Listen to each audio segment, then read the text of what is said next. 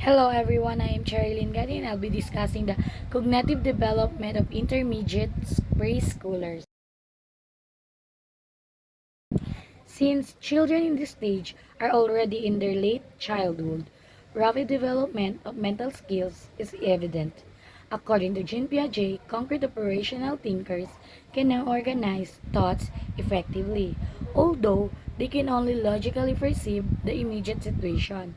They can apply what they have learned to situations and events that they can manipulate. Children at this stage are enjoying using their abilities more effectively than before, as their thinking skills have become more advanced compared to primary school. Their schoolwork has also become more complex, involving longer reading texts and more challenging problem solving. Reading development. Kids starts to get really good at figuring out new words. It's called word attack, which means they can use what they already know to understand new words. Like if you know what unhappy means, you can guess that unbelievable probably has something to do with not believing something because they've learned a lot already. They have a big vocabulary which helps them understand what words mean from the context. For example, if you're reading a book about space and you see the word astronaut, even if you don't know exactly what it means, you can guess that it's someone who goes to space because of the context. In this stage, it is called the reading to learn stage. So basically, kids are now using reading to learn new stuff instead of just learning how to read. The picture shows some kids reading books, which is a good example of how they're using their reading skills to learn new things. Attention.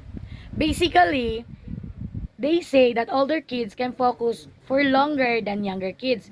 It also says that how long we can pay attention depends on what we are doing. So, if a task is really hard or takes a lot of effort, it might be harder to focus. But when it comes to schoolwork, older kids can usually concentrate for longer periods, especially if they're interested in the topic. For example, if you really like science, you might be able to focus on a science project for hours. But even if you don't like math, it might be harder to be concentrate on your math homework for very long. Some kids working on a school project. This kind of activity needs attention and it shows how kids can focus when they're doing something. Interest. Creativity. It says that kids are naturally creative and always want to try new things. Like we are always thinking of new games to play or new ways to draw stuff. They say we are born with a creativity. We just need a little help and encouragement from our parents, teachers, and other people around us. For example, if you are drawing and your teacher gives you some tips on how to make it look even better, that can help you be more creative. Or if your parents give you different art supplies like paint or clay, that can also help explore your creativity. The impact of media in 1950s, many schools dream of having a television in every classroom because it was seen as a major technological breakthrough.